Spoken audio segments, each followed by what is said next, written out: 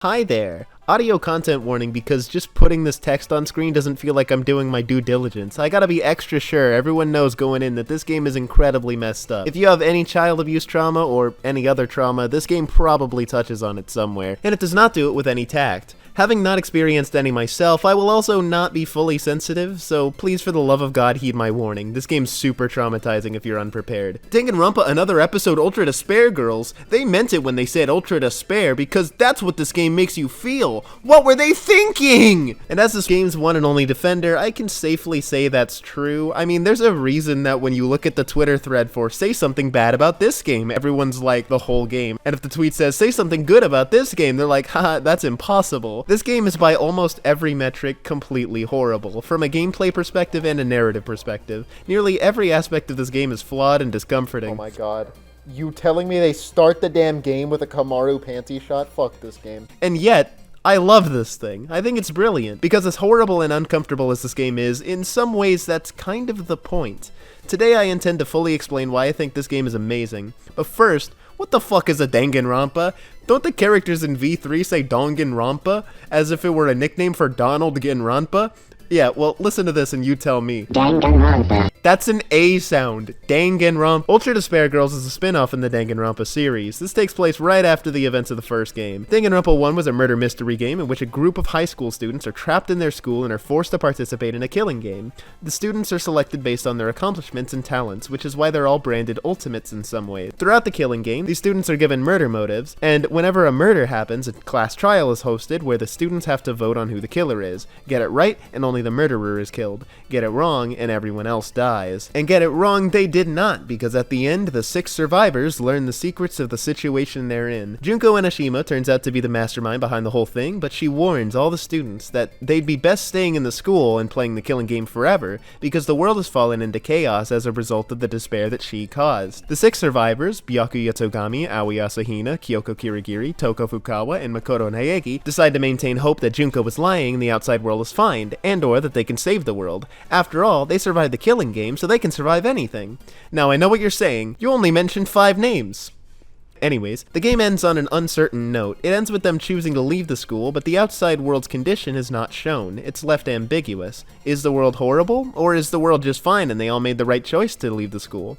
The game's goal is to push the idea that hope is an important ideal to hold, so if you think the game not showing you whether or not the world is fine at the end is a bad thing, you've missed the point. It won't show you the truth, you just have to maintain hope that things will be okay. But it's also left open, because the world might in fact be terrible, but that doesn't mean they can't fix it. If you don't have hope the world is perfect, you can at least maintain hope that you can make it better. It was rife for sequel potential, despite being a perfect ending for a one-off game. The state of the world being left ambiguous at the end of Danganronpa 1 left it so that the audience could remain optimistic while not directly telling you that everything turned out alright. And of course, we see in this game and onwards that Junko wasn't lying. The world did fall into despair. It's an apocalypse. But that doesn't mean the world is absent of hope, because the 5 surviving members are now a part of the Future Foundation, a group who intends to rid the world of despair so as to save it. Makoto Naegi, the person responsible for encouraging the other 4 conflicted survivors to step into the outside world and reassuring them that they could fix everything, was a symbol of hope in Danganronpa 1 and is now one of the highest ranking members in said Future Foundation. Despite having no real talent, winning the lottery to get into the school as the ultimate lucky student, but not demonstrably having good luck, he is branded at the end of the game the ultimate hope due to his undying optimism in the face of the ultimate evil. And that leads us to Ultra Despair Girls. Can the Future Foundation truly save this apocalypse, or is it hopeless? Well, it's Danganronpa. How could it be hopeless? The game begins and we're introduced to Makoto's sister, Kamaru, which I was told by a friend in the Danganronpa wiki meant toilet, but turns out Toko's nickname for her, Omaru, is what means toilet, implying that Toko is actually making fun of her intentionally and not just forgetting the K consistently, and Kamaru actually means to be troubled or worried. Apparently her name could also be written in kanji, and when done so, one of the kanji means Dangan, which guess how that's relevant to the Danganronpa series. So I just wanted to point out right here how her name is a toilet joke, a pun on the Danganronpa series in general, and a genuinely great symbol for what she encompasses. Because let me tell you how much this girl is troubled and worried. The world of Ultra Despair Girls is an apocalypse unlike any other. unless you've read Mr. Enter's Growing Around. That's right, it's a world run by children, and all of the children have been brainwashed into killing all the adults. It's a child-run society because children are the only ones allowed to stay alive. The Warriors of Hope are the ones driving this all, because these 5 are the ones doing the brainwashing, and so they have massive amounts of power. They're the ones running this demon hunt, as they call it. They want to rid the world of the adults entirely. Thankfully, Kamaru is not an adult. She's a teenager, or as the Warriors of Hope call it, and almost there, I think. I don't really remember. And despite that being kind of an important detail, it's not really relevant throughout the rest of the game, because if it was, they'd have to explain how Toko and Kamaru are basically the only 2 teenagers in the world that don't die within 5 seconds of their character introductions, but that's a story for when we get to it. Anyways, Kamaru has basically been trapped in her room. One day, she's attacked by a Monokuma who breaks down her door. She thinks she's gonna be murdered by it, but then, fan favorite Byakuya Togami saves her, with his signature weapon, the hacking gun. He has a spare and gives it to Kamaru, which allows her to escape. After escaping, she stumbles across the town until she finally meets face to face with the Warriors of Hope. These guys are important, so whip out your handy dandy notebook and get ready to take notes. First up, Masaru Diamond. He is the little ultimate PE and claims to be the leader of the bunch. You should know him well because he's finally back to kick some tail. That's kinda his whole deal, being the leader. Up next, Jataro Jam. He's the small ultimate art, and his deal is being gross. He says gross things and plays with corpses for fun. Pleasant character. Up next, Kotoko Utsugi, the tiny ultimate drama. She's super energetic and talks about almost whatever comes to her mind. She's very entertaining, and if it weren't for that whole killing adults thing, I'd love her a lot. Hope nothing happens to her. Next up, we got Nagisa Hatsune Michael, the infinitesimal ultimate social studies. He's a very serious and stoic person who's the one to keep the Warriors of Hope on track of their main goal, the demon hunt. And finally, we have Monaca, whose last name I'll hold off on because it's a surprise tool that'll help us later. Monaca is the microscopic ultimate something, I don't really care. All the Warriors of Hope love her, and you should too. With a weapon by her side, Kamaru will be up against these 5 dweebs in an attempt to save the fallen world. Will she make it through?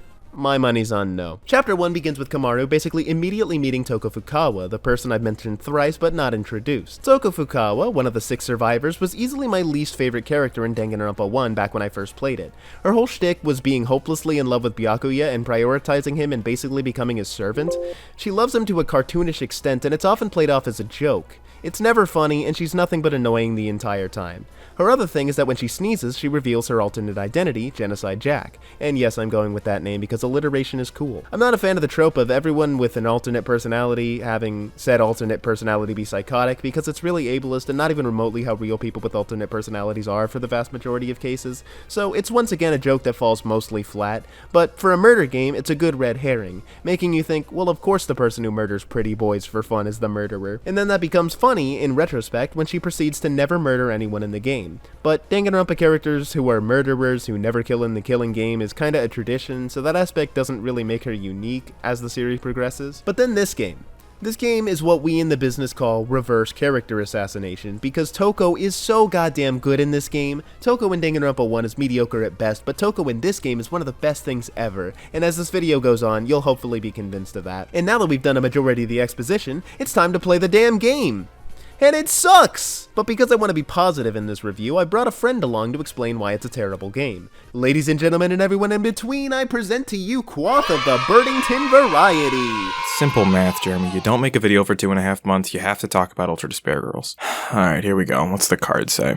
Oh, yeah, the gameplay is bad. Not the VN part, that's fine. There's a transcript, so it actually kinda can't be improved. But the part where you run around shooting things is plagued with Spike Chunsoft tried to make something other than a visual novel syndrome. And that's not to say I don't respect the attempt, but they could have at least played it once before release. I mean, you get the Nada gun, and the first thing you notice is that the reticule doesn't exist. And you think, oh, okay, well, I see this laser thing here that clearly points toward the center of the screen, so I'm probably just supposed to use my intuition to aim based on where I know the bullet will end up. And then, well, I'm definitely supposed to use my intuition, and a decade of experience working at JPL, you can't even rely on the enemy's hitboxes being consistent. These motherfuckers could look at you funny and actually make it impossible to headshot them. Hold on, alright, let's breathe for a second. I don't want to accidentally make it seem unfair or difficult. A wax skeleton could beat this game. Play on the hardest setting. I'll tell you why not to be scared. Limited ammo drops? Unless you are having duels to the death at the OK Corral between each and every single combat encounter, you will be fine. Reduced money drops? You need to purchase 3 upgrades. Honestly, you don't need to purchase any upgrades. Honestly, when you buy your first upgrade, you should get an achievement named Paranoid Freak. Fewer health drops? Don't you fucking fucking lie to me. I played the game, I've seen it. Do you know why blood in this game is pink? Because enemies veritably ooze with the stuff. Oh, by the way, real quick, just so there's no confusion, if and when you do buy upgrades, only buy them for the basic bullet, because everything else solely exists either for puzzles or for a brief break from the monotony. The burn and knockback bullets technically exist to counter a few specific enemies, and for the shield guys, that's true, but the destroyer and beast Monakumas are complete jokes. You're also supposed to be able to use the knockback bullet on ball Monakumas to get super swag combo kills. Unfortunately though, in practice, it is impossible. There's also upgrades you can find just on the ground, but they're complete garbage, so don't feel pressured or anything. I think the despair time mechanic on its own gives a pretty fun picture of the level of quality I'm trying to give you an idea of. The game never tells you what the mechanic does until you activate it for the first time, when it presents you with one of the many action-halting tutorials it has to offer, and in fact, until you die, the only clue that it exists are the multitude of abilities that upgrade it that you will never need to equip. You see, it procs when you die and have Genocide Jill energy. In my technically 1.5 playthroughs of the game, I died one singular real time, and it was during the second to last boss. And Genocide Jill is basically proof that the developers of the game had never played another third-person shooter in their entire lives, because they felt it was difficult enough to warrant a second playable character that briefly turns it into a bad hack and slash. Needless to say, unless this is one of your first third-person shooters, you should never have a shortage of Genocide Jill power. On top of being simultaneously the most accessible and easiest to never know it even existed mechanic of all time, it's also exceedingly busted. You die, do an extremely forgiving quicktime event, because of course it's a quicktime event, are revived, and your enemy is stunned. Fantastic. It exists, I am sure, because it makes sense that Toko would help Komaru if she went down. I'm conjecturing, of course, but I simply cannot imagine that any thought went into it past that. Also, the puzzles are complete jokes, and there's like 500 of them. Oh, that audio was sent with a note.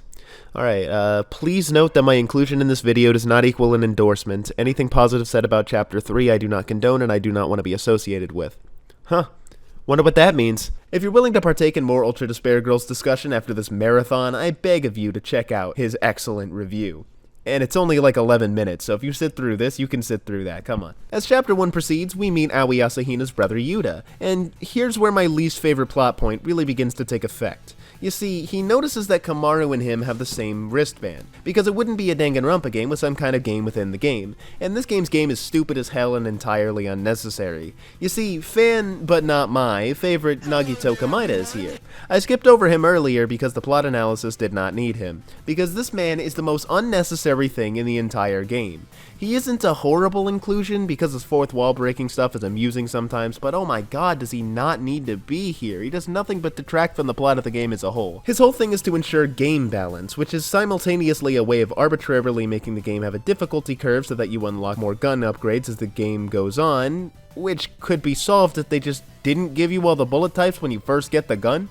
But basically, this whole quote-unquote game that they refer to is by giving people wristbands that explode if you, like, try to escape or whatever, I don't know. Back to Yuta. They meet on the bridge, which is how they plan to escape the city.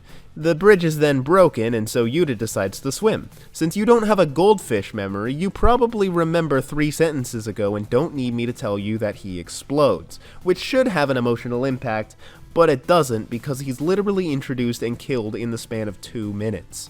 Really tough to feel anything about a character who's killed faster than he's introduced. But Komaru feels it. She's seen a ton of dead bodies, but none that have shaken her hand, and this leads to one of the best scenes with Toko and Komaru in the game. Toko is unaffected. She's dealt with the killing game where she's witnessed 10 of her friends die, 10 of the closest allies she's ever had. She had no choice but to live with their deaths and move on, and with the help of Makoto, she learned that even in the face of all their deaths and a literal apocalypse, there was still little reason to give up hope. Komaru, meanwhile, has been locked in a room the whole time. She hasn't experienced this before. His death is the first time that anything's ever seemed hopeless. Her one plan of escaping the city, the bridge, has collapsed. She has nothing to do but mourn. Toko's method of encouragement is incredibly realistic and almost beautiful in a way. Oftentimes in media, the method of encouragement people use is really surface level, things will be okay, but here it's clear that that won't work. Instead, it's with the knowledge that things might not be okay that she chooses to operate. Toko is a natural pessimist. Hope is a difficult concept for her to grasp. She's not one who thinks things will turn out in the end. Makoto's blind optimism, that things will turn out alright, is just not how she thinks. Instead, her hope is that even if things get worse, you can try to fix them. Nothing's truly over until you give up or die. If you're gonna die anyways, at least try to keep running, because if you do die, you die running rather than dying a coward who gave up. This is the first instance in the game where Toko and Kamaru's relationship really seems like an essential part of the game. Toko was so much more than a plot device to help Kamaru get to the end of the game. She's her emotional support rock the entire time, and a perfectly selected one at that. It even makes sense plot-wise why she isn't with the Future Foundation. She isn't entirely able to keep her murderous alter ego under control, so it would be a bad idea to let her in the organization if she kills someone. Murder's kind of a no-no, you see. Also, Byakuya's a high-ranking member, and her thing with Byakuya would distract him from his work. And that's all I'll say for now. I'll start analyzing the Yuri when they become more than just friends. I mean, they did already hug, but that was just because Kamaru was really glad that Toko agreed to help her survive. That was a really cute scene too, by the way. Toko and Kamaru try to escape the city via the subway, and after some riveting Monokuma shooting gameplay and wandering around a city, they finally make it to the underground. Kamaru doubts if it's a good idea to go into the subway and keep pushing forward, showing that she's indecisive and unsure of herself. This is a big part of her early game characterization. She idolizes Toko because of her strength and mental fortitude, and she thinks that she has very little of it herself. She doubts herself in her decision making and thinks that she's only made it this far because of the hacking gun. Hopefully she'll cheer up by the end of the game. They make it into the subway and are face to face with Masaru. You know, that character that hasn't been seen since the prologue. Yeah, I really thought they'd actually characterize this kid, but they literally don't show any of the Warriors of Hope for the entirety of Chapter 1 until this very moment. Masaru reveals to Kamaru and Toko the same thing the Warriors of Hope revealed when they put on her funny wristband, that they're hunting demons and will kill all the adults. Kamaru, of course, questions how this makes any sense, since all the kids are going to become adults eventually. Masaru responds by revealing that he'd rather die a kid than become an adult. You see, Masaru is a traumatized child. I say this because the game sure fucking didn't. For Masaru in particular, the writers decided to make it all subtext. They imply that his dad is an abusive alcoholic who beats him. They don't show it, they just tell it in the form of Masaru trauma dumping. With some really good voice acting, mind you, this was an emotionally riveting performance. Not only did it feel like a kid, it felt like a kid having a mental breakdown. This kid is broken, and it's really hard to watch. Here we get our first look into why the Warriors of Hope are the way they are. They didn't just come into the idea of killing adults for the funny. They're all traumatized characters who have suffered years of abuse and neglect by their parents. They all share Masaru's views that all adults are evil and abusive and deserve death, because they've undergone trauma in different ways. Masaru's abuse is implied to be physical abuse, being beaten and all, which could be a potential reason why he excels at PE. Maybe he spent years fighting back and that's why he's strong now. I'm making guesses here because everything I'm saying is conveyed through implication. Masaru doesn't say anything in specific that's happened to him, it's all left to your imagination, which I guess is kind of fine, but I would have liked some elaboration or direct explanation. Instead of being blunt with this kid's past, they decided not put him in the damn game until right here for this fight.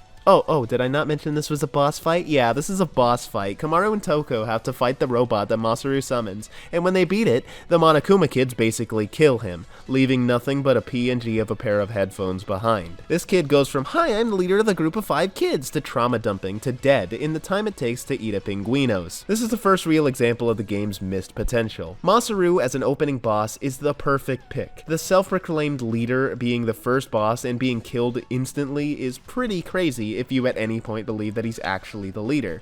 But why was he literally not in the game until the scene where he dies? The trauma dump scene was great at building sympathy, but why did it come out of nowhere? It doesn't feel satisfying to take down the leader of a group of main antagonists in the first hour because they weren't in the damn game. Because he's basically not in the game, his character and past is never fully explored, and that really sucks. There's no better way to establish the theme of child abuse is bad than by having the first kid you meet be a victim of physical abuse, which is what most people think of when they think of child abuse. Why they're thinking of child abuse is beyond me, but I pray for their well-being. And then they just kill him.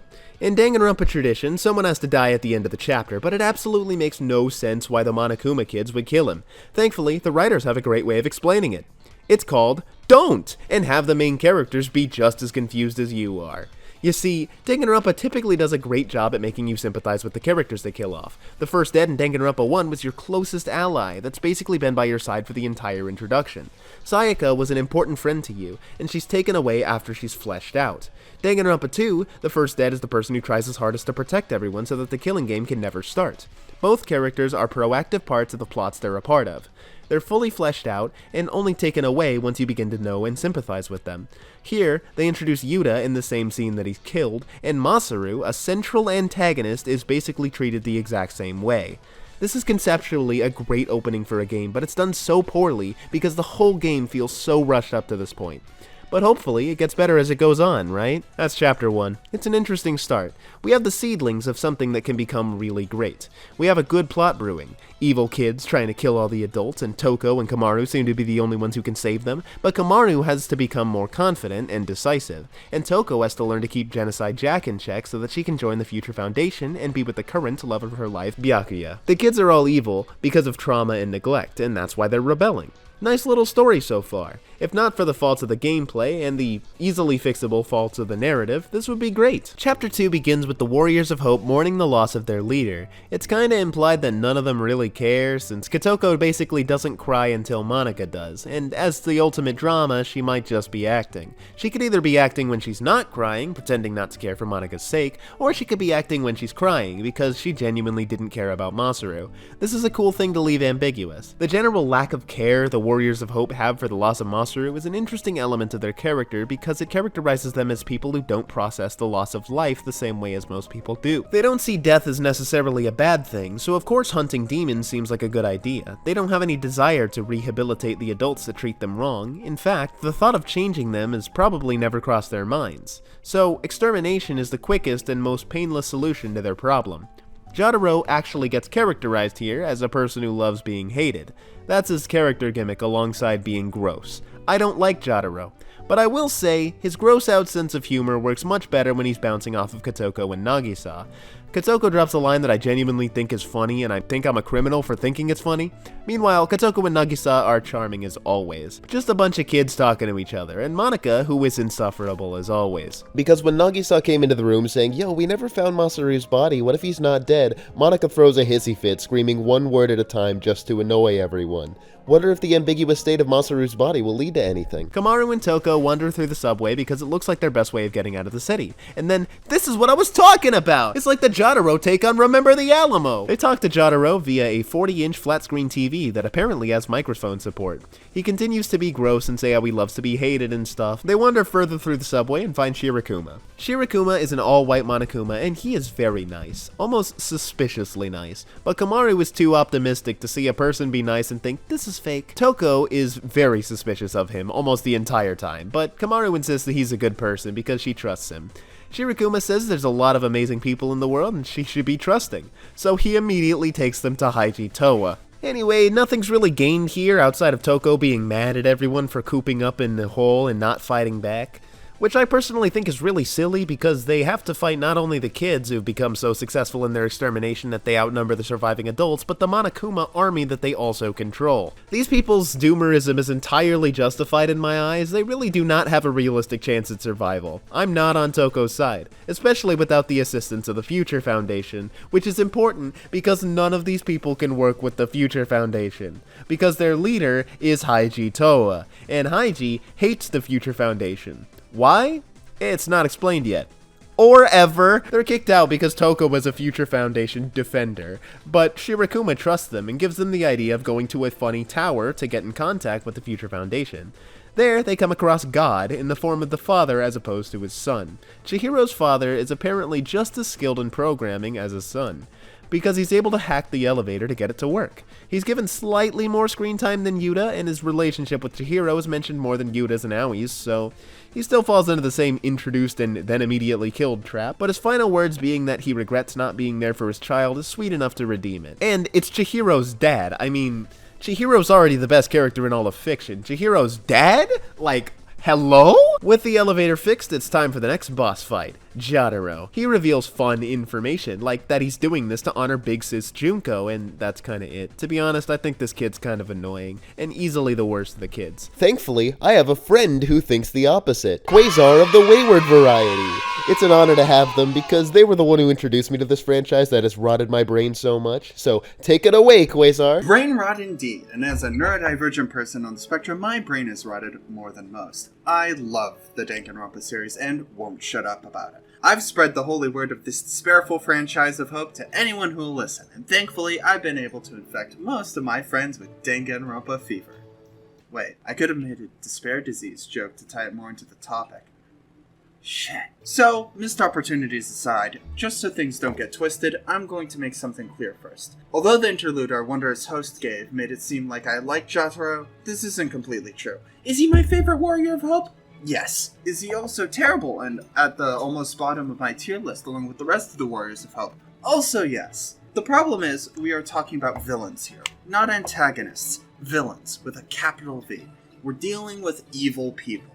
So trying to defend Jataro or any other Warrior of Hope in a sane capacity most of the time is going to boil down to, my opinion, vibes only. However, if you put a gun to my head and said, hey, Mr. the Wayward, pick the best Warrior of Hope, I'd probably say either Jataro or Nagisa. For most people, Nagisa's the obvious choice is best, and this is because his plight is easy for most to relate to. Something you'll likely become acquainted with later in the video. So that leaves Jataro. You know, the one whom this whole section is actually supposed to be about. Jataro, at least to me, seems to be uniquely singled out among the fandom as worse than the other Warriors of Hope. Aside from Monaca, of course, who is literally the devil from the Christian Bible. But that doesn't really count. She has swastikas for eyes. My real point being, Jataro is in terms of morality and sympathy more or less on the same playing field. First of all, some may point to the fact that Jataro is a fan of alternative forms of arts and crafts,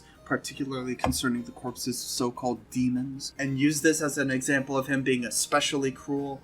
However, Masaru has the mass grave pit, and Monaca has a torture room that she uses regularly and broadcasts said tortures specifically to whittle away at the sanity of the resistance. So, especially cruel, not really. Onto the sympathy part.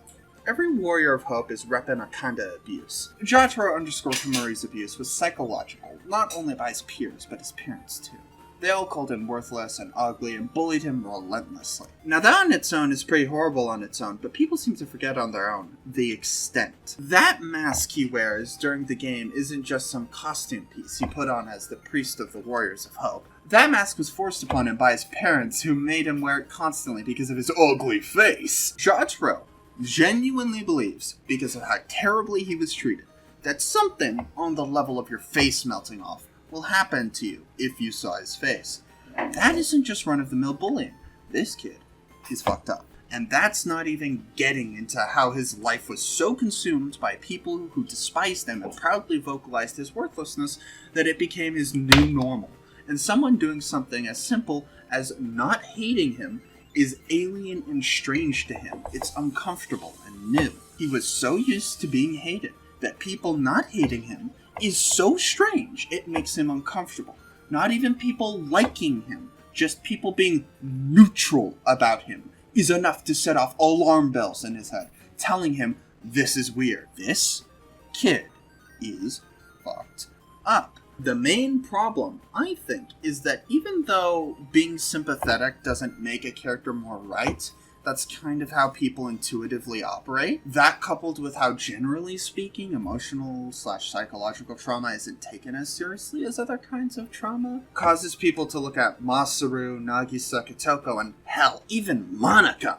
Monaca, some people would defend on grounds of trauma. Monaca, whom I remind you, invented death in the Garden of Eden. They look at them and say, yes, the things you did are bad, but because you have a sad backstory, I can give you a hug and you'll be a normal kid again. But this defense isn't often used for Jataro, and I think in part this is why people have a more sour opinion of Jataro. In particular, the idea that more sympathy equals less moral culpability, combined with the idea that psychological trauma is less serious than other kinds of trauma, makes Jataro seem exceptionally cruel.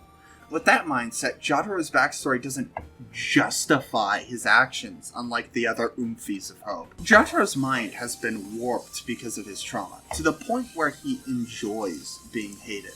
He finds peace in being hated because it's all he knows. So that's why he says the gross things he does to Kamaru and Toko, because if he grosses them out, they'll hate him, and he likes that. That's why he's not nearly as gross when he's with the Warriors of Hope. Even in his last moments, too, the kids boo for him and cheer for Kamaru. And the feeling of being hated by the people he's building a paradise for motivates him to fight, because he loves being hated. One last thing. You see, Jataro is an artist. I am also an artist. That's why I like him. But really, his role as an artist is important, because it foreshadows one of the takeaways from this game as a whole. His art isn't pleasant. His art is dioramas of corpses. His art is used to make people angry and hate him. The point of his art is not to make people happy, it's to make them mad.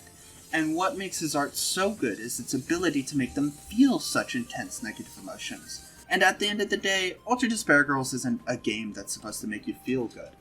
It's one that's supposed to make you feel bad, because trauma is bad. And that ability to make you feel like shit is what makes this game great. Also, none of that last part about Jataro and the art stuff was written by me. That was Duppy !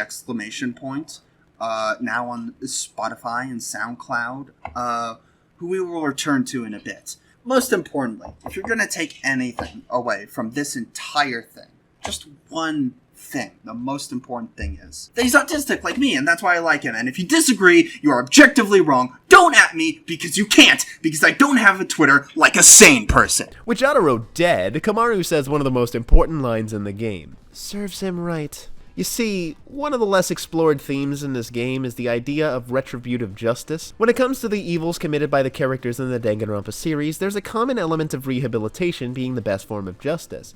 V3 specifically has 3 characters that were murderers before even entering the killing game. Ryoma, for example, murdered someone in an act of revenge, and during his time in prison, and during the killing game, he let the guilt eat away at him. The Ryoma that we know is fundamentally different from the Ryoma who had committed the murder. He had been all but fully rehabilitated. He doesn't even play tennis like he once did because he refuses to do anything associated with his past life. Rehabilitation worked for him, to the point where we mourn his death when it comes suddenly.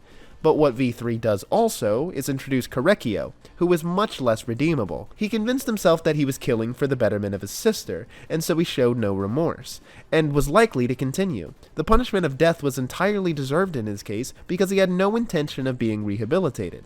Maki's a tough case to analyze through this lens, so just know that I love her and she's the best. So while the series does make it clear that there are instances where rehabilitative justice would not work, it does generally take the stance that it's preferable. That's why so many of the deaths in the Danganronpa series hit so hard, because the murderers only committed the acts they did given the dire circumstances they were forced into. Almost all of them were capable of being rehabilitated, and could easily become productive members of society. Many were undeserving of the fatal punishments they received from Monokuma, and you as the player are encouraged to feel bad as they're punished. This game follows this Danganronpa tradition, but it's also the first to directly mention how there are some people that deserve death. There are some people that are so beyond redemption that death is a justifiable punishment, but what it does differently is that it involves children. While, yes, the main cast of every Danganronpa game are like 16 or whatever, it's pretty undeniable that kids of that age are emotionally and morally developed. The Warriors of Hope are all 12 or younger. They're not even close to maturity. It's much harder to, in good conscience, imply that children that young deserve death or are irredeemable. It's safe to say that kids that age don't even have a chance to grasp mortality to the same extent as rational adults. Like, I don't think any 10-year-olds have a perfect grasp on sympathy, so it's really difficult to say with any certainty that a child deserves death. These kids could only have gotten to the point of being irredeemable by being corrupted.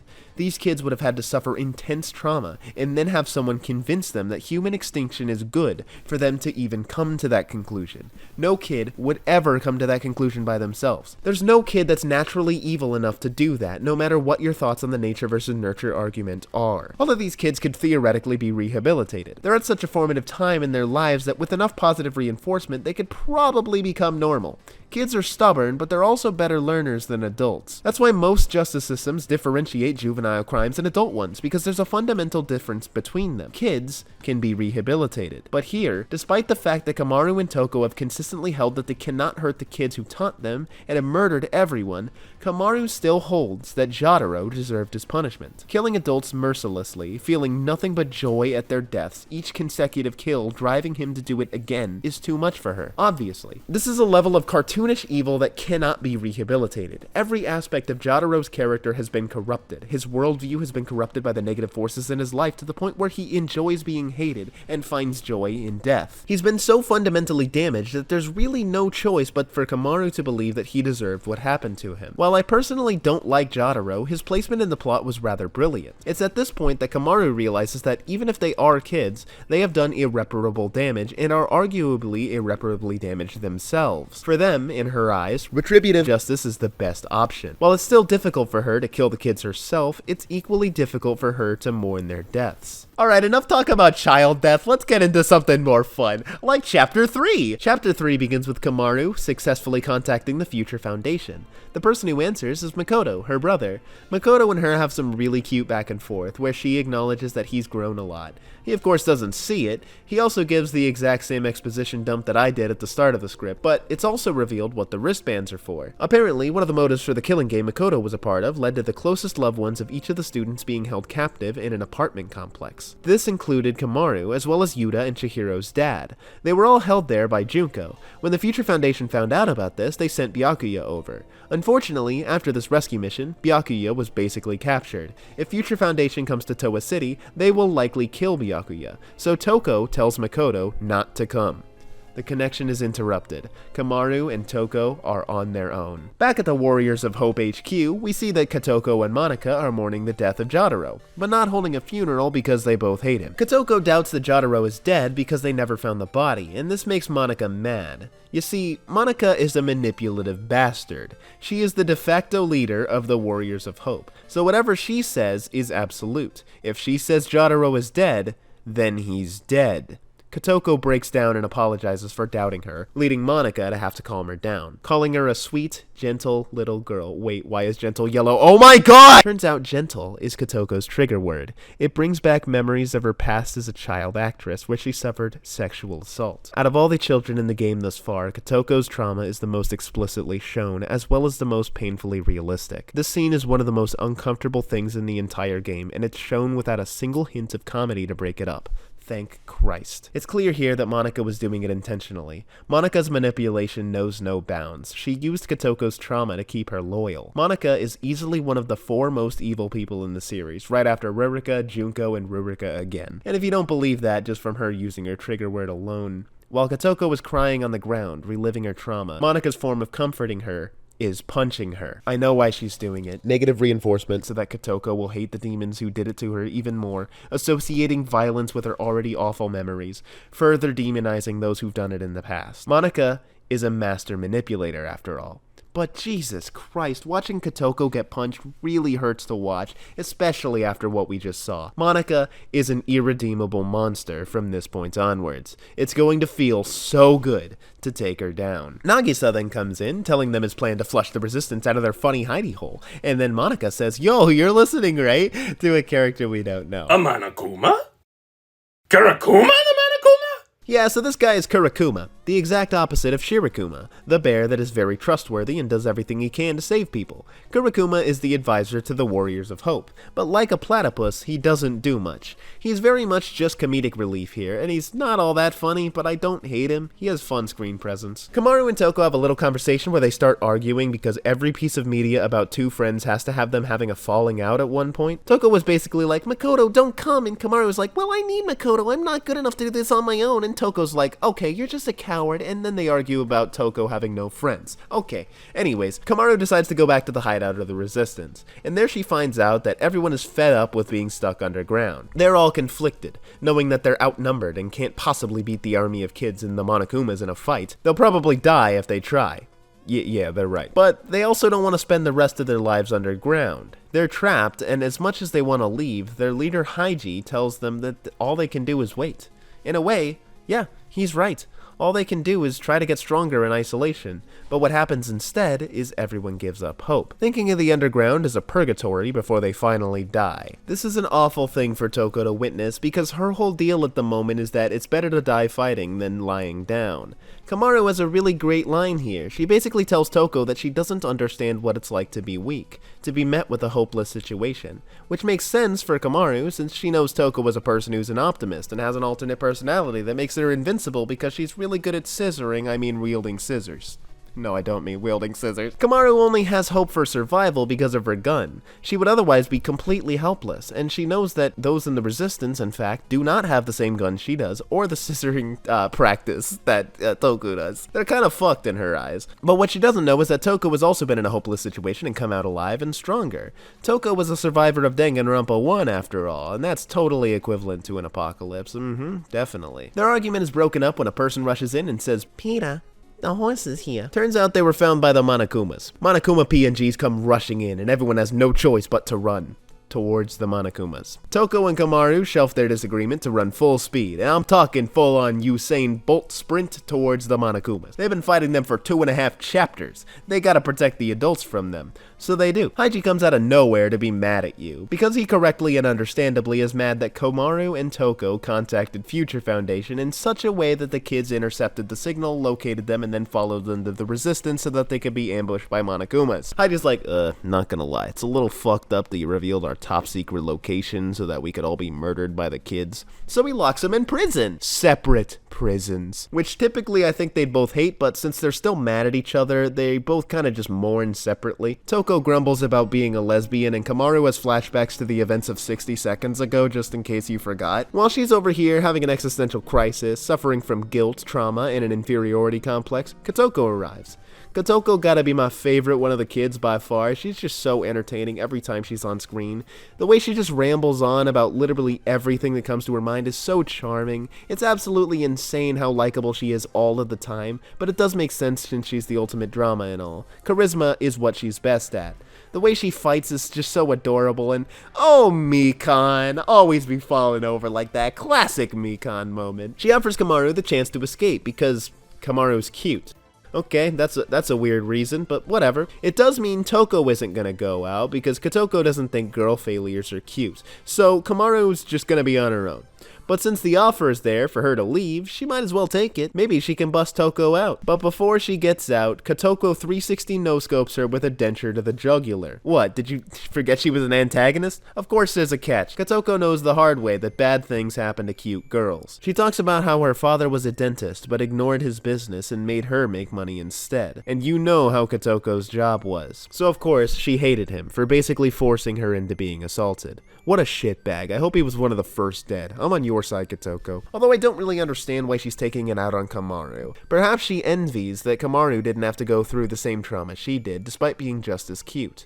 Maybe that envy drove her to madness, but as it stands, it's just... well, I mean, I guess they had to make her an antagonist somehow. If she's too likable, we might side with the Warriors of Hope. So she has to do something to Kamaru, right? We switch back to Toko, whose stun gun was taken away when she was imprisoned. But her being talked about by Kamaru made her sneeze because funny Japanese cultural superstition, and so she becomes Genocide Jack. This chapter is Genocide Jack at her most entertaining to me. I actually really like her. She's very funny here. Her voice acting is incredible, her lines are good, and she's just really fun to watch as she tries to save Kamaru. And then it happens. Chapter 3. Everyone in the visual novel community knows about the Chapter 3 curse. For some reason, a lot of visual novels have a habit of having the absolute worst chapter be the third one.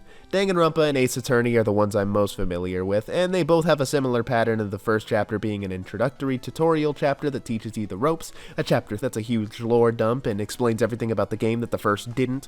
The third chapter is needlessly long, complex, bad, hard, and would improve the game if it was removed, and then the fourth and fifth ones wrap things up great, meaning that the third one is always the weak link. Chapter 3 this time around has been largely really good. This game has been, from a plot perspective, pretty solid. There's some problems with the game, and you might not like the kids as antagonists, but nothing outright objectionable has happened yet, right? Nothing that would make you think the game is terrible, and to a certain extent, they've done a wonderful job at setting up and establishing Kotoko as a character. Her trauma has been explored more thoroughly than Masaru and Jataro's, and it's been done really respectfully. Monaca using her trigger word and sending her into a mental breakdown was done realistically and is portrayed in such a fashion that it makes Monaca the shit person and really makes you feel bad for Kotoko. You feel her pain as you watch her reactions to it. It's almost impossible not to be Sympathetic. for her. It's really heartbreaking stuff to watch.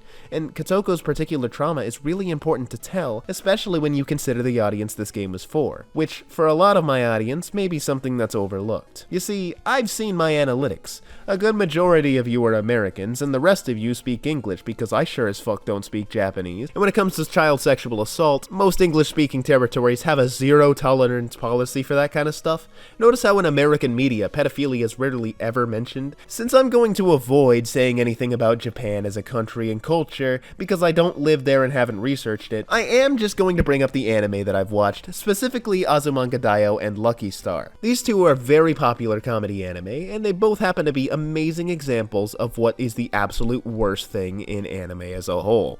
Can you take a guess at what it is? It's the Monokuma Files! No! These two shows are the most blunt I've seen when it comes to depicting pedophilia, and they both do it in such a way where it's treated as a joke. They're comedy animes after all, of course it's a joke. And my god, are they horribly uncomfortable all of the time.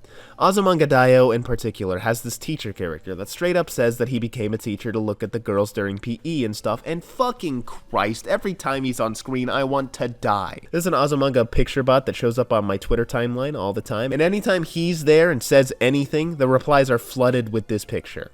Lucky Star is kinda better, kinda worse, because it's more ambiguous. Konata's father is presented as a creepy, misunderstood old man more than an actual genuine, unambiguous pedophile, but there is this whole episode where it's trying to be emotional and tell the story of his wife and how they met and stuff, and it'd be really fantastic if, for the whole series, he wasn't used for horribly uncomfortable jokes, and the episode didn't also include the little thing of implying that he only loved his wife because she looked so young. I know it looks like I cherry-picked two particular bad examples, but believe me, it's a more widespread thing than you'd think. Not even Danganronpa itself is immune. Don't you dare forget that each and every one of the characters are high schoolers when you laugh at a Teru Teru or Miu Iruma joke. Or, God forbid, a Mikan moment. So you might look at this game and see pedophilia is bad as an obvious and unnecessary thing to say. Remember, this game was released for a Japanese audience. What better place to make a horrifically uncomfortable depiction of child sexual assault than in a game with an audience of anime consumers? And yeah, I'm talking to you too, American anime consumers who justify Lolicon or Shotokan because they're fictional characters and their ages don't matter and pretend that they're any different from actual pedophilia. This chapter thus far has been vitally important for the It's Just a Drawing crowd because the game plays Kotoko's trauma so seriously. It's hard to look at what happened to her and not feel horrible to the point of wanting to eliminate all pedophiles. But of course, the elephant in the room is finally overhead. It's time I stop pretending it won't crush me. This is Ultra Despair Girls, and they had to throw away the gold they had. Kotoko has taken Kamaru to a train, where she's basically tied down, and hands that are referred to as tentacles grope her.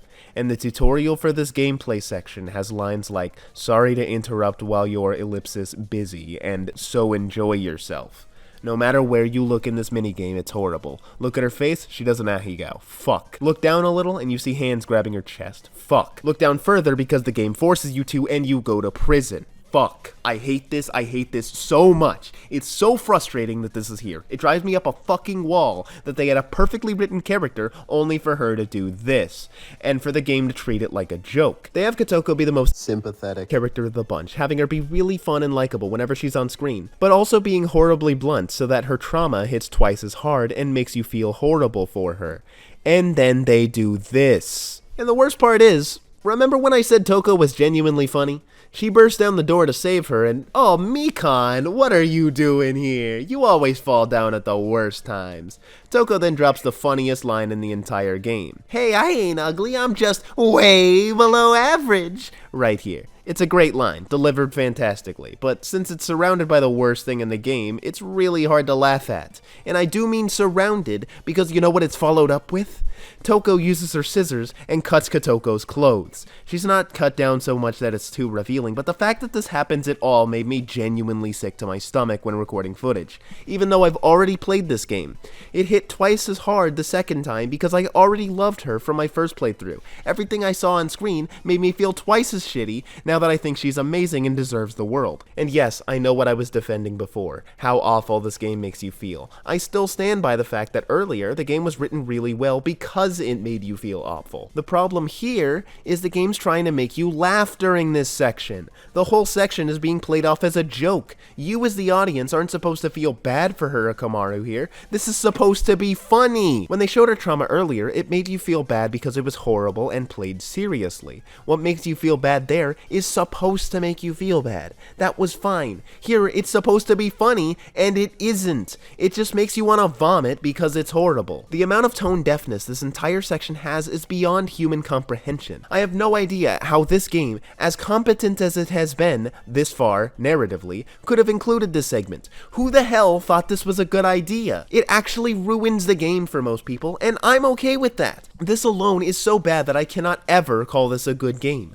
I can and will say that I like the game as a whole, but at the end of the day, this is so bad that I can only say it's good with an asterisk after. But we're not done yet. Chapter 3 hasn't truly ended until we fight a robot, and immediately after we gouge my eyes out, Toko drops another funny line.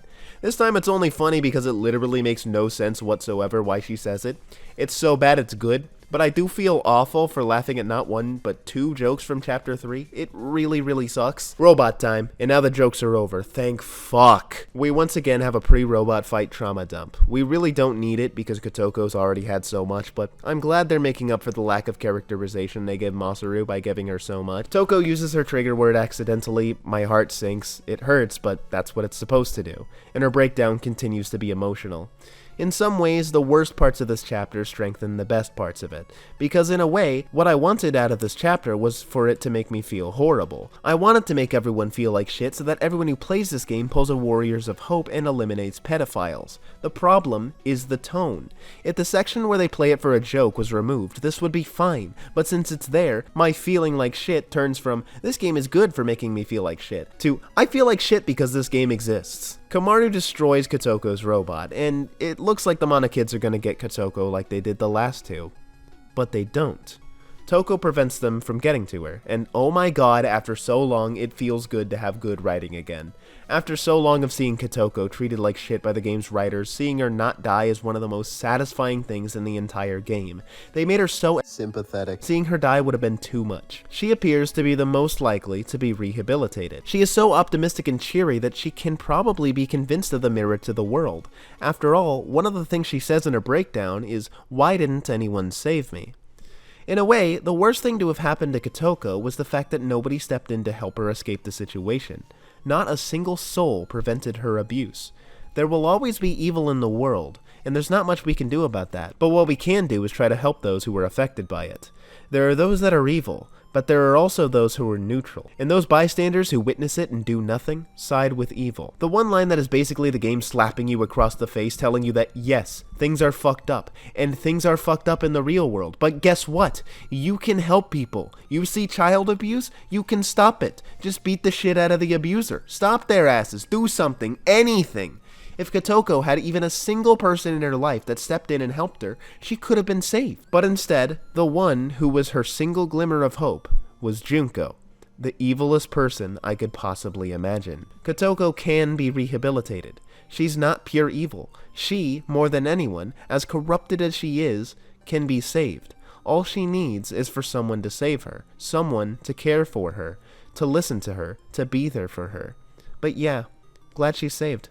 Just look how happy she is to not die. Oh fuck, that's not Mikan! God damn it! It was never Mikan! What? God, I hate this game, I hate this game, I hate this game. Nagisa time. He's been a bit underutilized thus far, but he's here with an offer. Komaru and Toko have been interfering with all of the Warriors of Hope's plans. They keep this up, human extinction might not happen, and that would be terrible. So he offers them an offer they can't refuse. They can leave. Yeah, they can leave. That's it. Wonder if they will.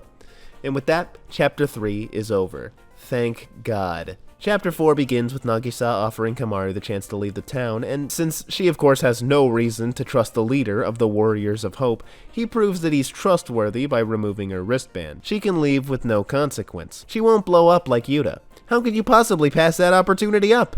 The opportunity being leaving without consequence, not blowing up like Yuta. Nagisa says there's a secret passage that will allow her to leave, so he offers to guide her there. Nagisa's main goal is to build the paradise, and ever since Komaru was freed, she and Toko have been killing Monakumas left and right, and not to mention two of the Warriors of Hope are gonzo.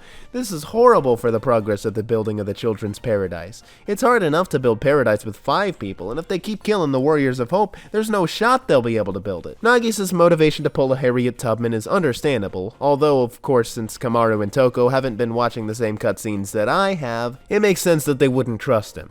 But Komaru remains optimistic, especially since her wristband is gone. But after a couple escort missions, including the literal worst one in the entire game because ball Monokuma physics make literally no sense and the game does not let you progress until you get the ball Monokuma to kill the guy, meaning you probably run out of Toko power and break bullets, he finally reveals his lore. And yeah, his lore is great. He begins by talking about how the Warriors of Hope formed. They were all classmates at the Hope's Peak Academy's elementary division, where they were branded troublemakers and put into their own class. And instantaneously, he drops one of the most important lines in the game.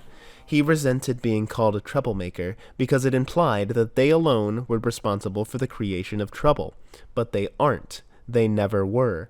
They would have been normal kids. The real cause of the problem was the parents. Obviously, the kid would think this, right? This is a classic nature versus nurture argument. And I'm sure everyone who's taken a literature class is probably rolling their eyes at me saying that because they're tired of using that very common lens of analysis, but it is kind of one of the central themes of the game, so bear with me. The game carefully and intentionally makes sure that each and every warrior of hope is traumatized in their own distinct way. None of the characters were naturally evil. None of them would have gotten to this point without the trauma they've experienced. They're only evil because they were raised in an evil environment. All they know is trauma and abuse, so they take that and fight back against the adults. The only person who could possibly be a counter to the nature versus nurture arguments is Monaca, but we'll get to her when we get to her. And if you look at this solely through the lens of the game's plot itself, Nagisa talking about this doesn't mean much, but think of literally any real-world problem that anyone cares about, and think of people's solutions to them. Like, I don't know, homeless people. They be causing problems because they're on the streets and have to harass people for money to survive. Obviously, their existence is a problem that needs to be eradicated. The solution most people have is either give them money, or if they're radical leftists, give them houses, which are both good, but only temporary solutions. This works on an individual level, but there will always be more homeless people of which to give money and houses to. We need a more permanent solution. The Warriors of Hope are doing the equivalent of seeing the problem and deciding, yeah, let's just kill them all, which is obviously a shitty solution and just causes more death and sadness. The real solution long term is chipping away at the root of the problem. Homeless people's poverty is caused by capitalism, so we dismantle capitalism, or restructure it so that it allows for the bottom layers of society to at least have a standard of living. But restructuring capitalism is a universally hated idea for some reason, so anyways, this thinking is a level of nuance that neither parties in the game even attempt to consider. Neither of them attack the root of any problem. They just see the problem and do the solution they view as the quickest and simplest, which both happen to be terrible. Anyways, yeah, Nagisa basically acknowledges right here that, yeah, they were all troublemakers at school, but you know who made them that way? No, their parents. Now I know what you're thinking. You just made this long-winded explanation because you hate capitalism and think overthrowing capitalism, which is the root of all problems in modern society, is good. Yes. Now back to Nagisa. His whole thing is being overworked by his parents to achieve their dreams. He wasn't allowed to sleep, being forced to study for days on end without rest, given IVs instead of being permitted to sleep. He was being worked to the bone to achieve his maximum productivity at the expense of his own well-being. Sound familiar? Sound like a particular productivity-centric economic system that prioritizes individual human achievement over all else? Nagisa's trauma is being overworked to hell and back. His parents studied him to see if this level of pressure could bring out the best in their children. Their goal was to see if pushing children to the breaking point was the ideal way to produce productive children, just like how capitalism views the working class. Sorry.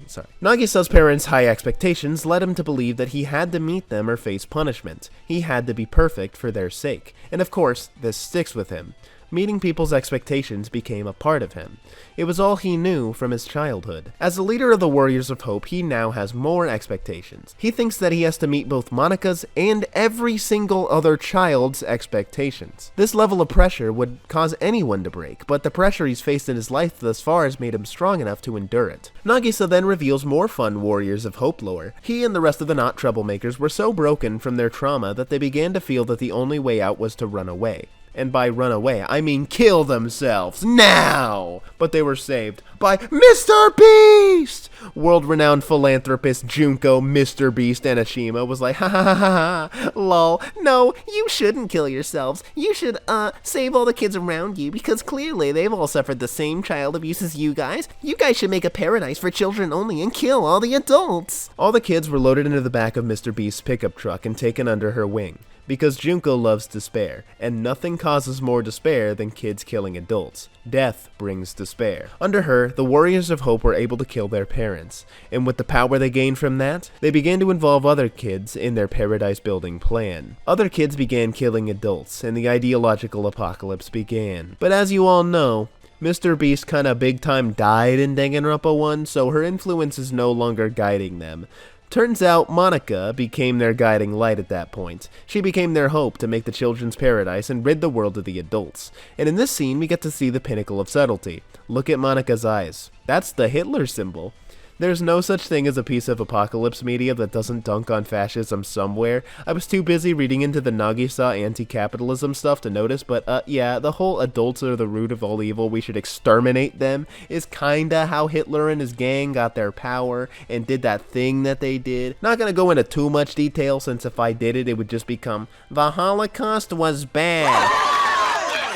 I agree with that. But yeah, there are a few comparisons people can make with fan favorite Monaca and our buddy Adolf. With that all out of the way, let's continue with the plot, shall we? Nagisa shows Kamaru the world's worst staircase. I mean, how the hell are you supposed to get in that? You gotta either hit your head or just like leap in. What the hell is it? But then Mr. For Nintendo DS shows up and he's like, trying to escape instead of finishing the game? Not cool, Hajime. Nagito does his own lore dump, which is just what I needed after Nagisa's. Only difference is instead of being cool like Nagisa's, it's just an elaborate fourth wall break as well as a method of getting Kamaru to rethink leaving the city. I'm still not the biggest fan of the way this game handles the whole wristbands thing, making there be a game inside a game, even if it does seem to be a very Danganronpa thing to do. I mean, yeah, Junko basically made a killing game where she had an opportunity to die herself when she was found out, so it's not out of character for Monaca to make killing adults a game where she could die herself, but like, I don't know, I just don't like Nagito's whole shtick of being a sort of mastermind behind the whole game, manipulating everything behind the scenes. He's not supposed to be like that. He's just supposed to be some psychopathic goober who likes hope. I do think his whole character motivation of hope being found after times of greatest despair is more fleshed out and understandable here than it was in Danganronpa 2, but I also think that the killing game here is more contrived than it was there. His lore dump explains how he was doing a hostage trade, where he's holding Byakuya hostage so that Toko will help Kamaru play the game, and then Toko can get Byakuya back.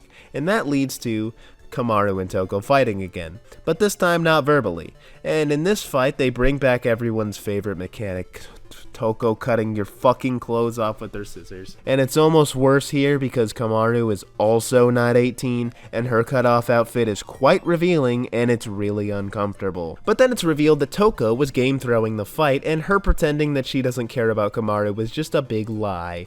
Then this little cutscene where Toko laughs so hard that she gets stomach cancer or something.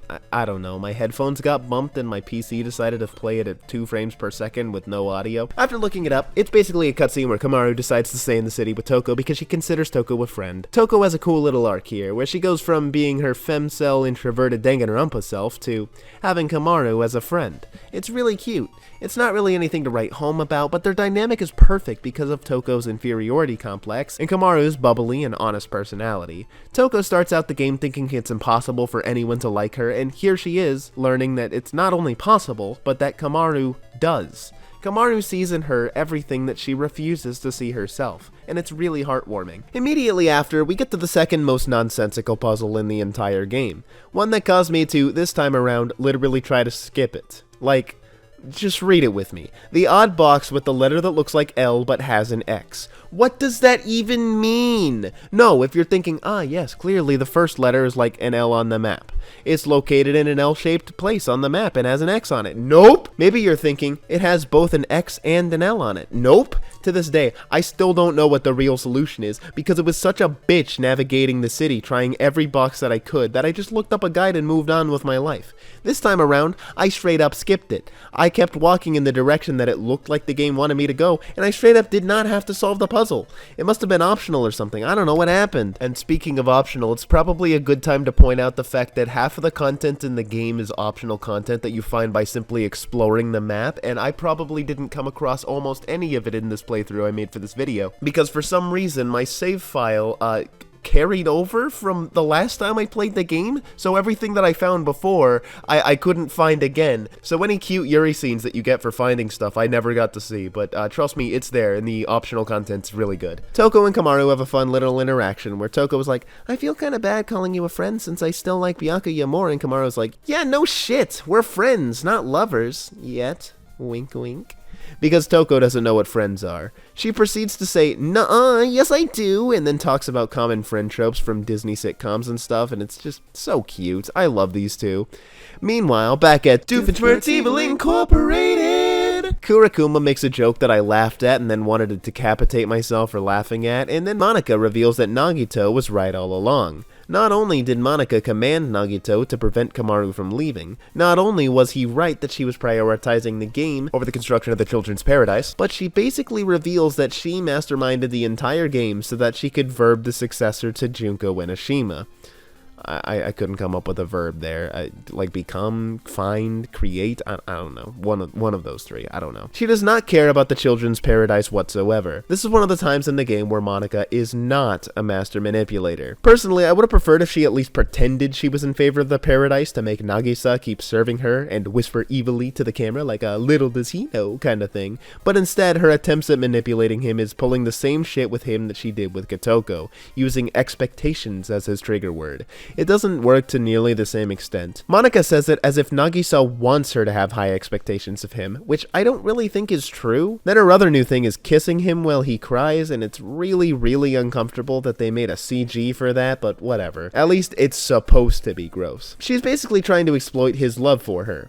Yeah, not her finest manipulation. Kamaru shows up at the Resistance HQ once more, and ruh-roh, Monokumas are attacking the adults, and she's gotta save them. Just pretend I didn't almost lose this and have 2 casualties. Immediately after, Shirakuma's like, yo, they aren't coming in from the front, they're coming in from the back, but it's okay, we can block the hole if we blow it up, and wouldn't you know it, I have a plot-convenient self-destruct button that I plot-conveniently can't operate on my own. So he guides us to the wall that they're getting in from, and I make Shirakuma do a little dance, and that's enough to kill him. This whole section is Kamaru feeling unsure of herself because she views Shirakuma as a very important asset to the survival of the adults, and also because it's Shirakuma, bro. He's so lovable. You wouldn't shoot Shirakuma, unless you would. That'd be psychotic. They return to the Resistance, and we say, we did it, guys, Monokumas won't attack anymore. And then just out of nowhere, basically, Kamaru hops on the back of a truck to motivate people to fight, instead of being stuck underground waiting for an opportunity. And then we get the dumbest thing ever. This is portrayed as a really smart thing for Kamaru to do. Toko, the whole game, has been like, you guys not doing anything, it's just you guys giving yourself excuses to not fix things. Stop being cowards. But what she didn't realize, but Kamaru did, is that they kinda fucking can't stand up against the Monokumas and the kids. They're super outnumbered, and a good majority of them are injured or permanently disabled. They're objectively weak, and fighting back would be a suicide mission. Haiji's right in choosing to wait. But no, here's the game giving its classic never give up message a shot, since Kamaru hops on the truck and says, you guys are a bunch of cowards, go out there and fight, which is just completely stupid, especially since she acknowledges it's all the things she should have been telling herself. Problem is, she has a fucking gun! Everyone else is defenseless! If they had the opportunity to use the same gun that she did, then this would turn from being blindly, stupidly optimistic to the point of endangering everyone to a genuinely great moment, but as it stands, her speech is the equivalent of saying, you guys should kill yourselves, now! But it works, it's super inspiring. Not only to everyone in the Resistance and Shirakuma, who died 20 seconds ago and is now back for no reason, but also to Kamaru. Hopping up there and telling people to kill themselves took a lot of guts. That's the hardest thing she's done all game. If she can get through that, she can get through anything. Oh, sorry, a lot of the script is really sarcastic, but that one wasn't. I'm dead serious that speech was the bravest thing she's done. Bravery takes different forms, and overcoming the fear of being seen as an idiot by everyone who already hates you is certainly a form, and you can see that bravery represented in her updated sprite. This is one of my favorite details in the entire game. The fact that she starts out with really timid, overly cautious walking and idle animations to a far more confident one, you can tell by her body language that she's ready to take on the world, and that's really awesome. Danganronpa is a series about hope, but the problem with taking that lesson at face value is sometimes blind optimism is just foolish. Hope in the face of impossible odds isn't a virtue, it's suicide. The purpose of this game is to establish that hope is a good thing, but it should be done while taking into account the reality of the situation at hand. Hope alone will not save the kids from abuse. You have to step up to the plate and stop the abusers. So basically, in theory, Kamaru's speech is great, but in practice, it's not really. Anyways, Haiji's like, okay, hear me out. I got a Donald card, hear me out. So they hop on his motorcycle. This scene's great. We get to see Kamaru ride a motorcycle, that's awesome. They arrive at the Windows XP background. This is a historically really great location. That's where Sonic and Elise first fell in love. What crazy thing are we gonna see Oh. Oh, you can't be serious. Yeah, this line here. This line here repulses me to my core. The amount of jokes that this game has about pedophilia disgusts me to no end. How do you have a chapter like Chapter 3 and then proceed to do what this game does? Not to mention the absolute character assassination that this is. Haiji hates the kids so much, he wants them dead. As we're about to see, he's going to be the polar opposite of the kids. While the kids are trying to rid the world of adults, Haiji's trying to rid the world of kids so that the adults can survive. Now, why would a person who's trying to genocide children be into children? Why would that make any sense? And of course, this isn't like him being sarcastic or anything. Haiji's a stoic individual who's very blunt and does not joke about things. If you doubt me, just remember, this isn't the only time he says something like this. And if you think this is bad, you don't yet truly know. Anyways, we descend into the Monokuma factory alongside Satan himself. This trump card better be good. After walking around a bit, getting hit by a laser, even though you're clearly behind a wall about 6 times, we stumble across the real worst puzzle in the game. Ultra Despair Girls puzzles are usually about as hard as those boxes you give babies where they put blocks through the correctly shaped holes, but here you need a PhD to solve this shit. Or just be a white woman. You see, the clues provided are a picture with the numbers 69 space 8 with a blood spot covering the third number. Pretty easy trial and error stuff, right? Yeah, well, no matter what you make the third number, it won't work, because the 69 is a red herring. Our next clue is, it's my son's birthday, which means, okay, so surely it's like 0869 or something, or if you rearrange the numbers until it's a birthday. No, none of that will work either. The final clue is that the birthday is on the 3rd Saturday. It's so great that the guy decided to write in a notebook that the password is his son's birthday and that his son's birthday is the 3rd Saturday instead of just writing the damn password anywhere. That's all the clues you're given. When I tried to solve the puzzle myself, I gave up and had my friend Quasar the Wayward look up the answer. I was too deep into Ultra Despair Girls to give a shit anymore. When my friend Quoth played it, he spent 20 minutes trying to figure it out, so me and Quasar pulled up a guide to try to give him hints. And after 10 minutes of us trying to give him hints, he gave up too. So we read the solution, and then we proceeded to be confused. Turns out the 69 wasn't a 69 at all, but a stupidly rotated astrology symbol that represents July. And so the password is in July. And the process of elimination with the 3rd Saturday meant that it had to be the 18th. So it's 0718. So riddle me this. Why was it written like a 69 on the photograph? The astrology symbol is not like that. It's rotated 90 degrees. And that aside, who writes dates with the astrology sign representing the month and then the day? Who is thinking, oh, I was born on Pisces 18th? What is hypothetical bro talking about? We spent an additional 10 minutes arguing in the call whether or not this puzzle made any sense. Password entered. Now I remind you that the password to disable the lasers was only known by one specific unnamed employee at Towa Tower. No, not Towa Tower. Towa Hills. Not Haiji. You know, Haiji Towa. Why would Mr. Towa know anything about the security protocols at Towa Hills? And thus, Tokomaru and the tag-along pedophile have reached the trump card. It's a giant Monokuma with a robe. So of course, it has the title of Big Bang Theory Young Sheldon Monokuma, because King Monokuma would have just been too confusing. They're immediately found by Nagisa, who has no energy whatsoever. Him finding out that Monaca doesn't care about the paradise and that she was just using the Warriors of Hope for her despair game so that she can become the sequel to Mr. Beast was too much for him to take. Nagisa pulls a Jataro and finds comfort in his trauma.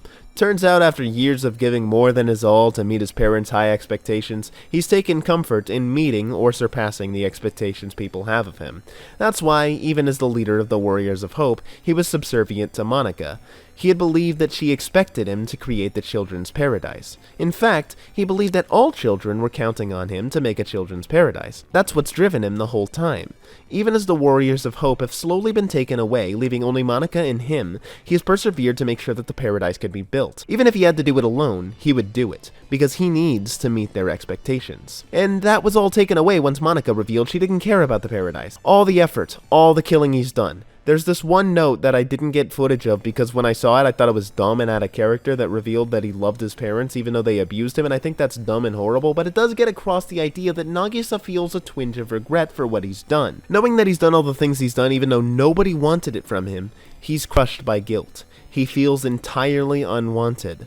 and that's why he comes into the room so dejected. That's all really cool and stuff, but this is a video game, we gotta break his toy now. His is the easiest fight in the game. The game straight up gives you heart pickups. The only thing that makes it difficult is when the robot cheats and shoots you through a wall like the lasers did from earlier. So we destroy the robot, and afterwards it appears to crush him.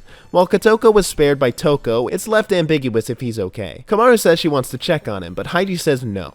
Nothing's gonna stop Haiji from taking control of the Monakumas. He's retreated for far too long. It's time to fight back. This is what I'm talking about! It's like a Haiji take a Remember the Alamo! With Haiji in control of the Big Bang Theory, he has the power necessary to spark hope in all of the adults to fight back.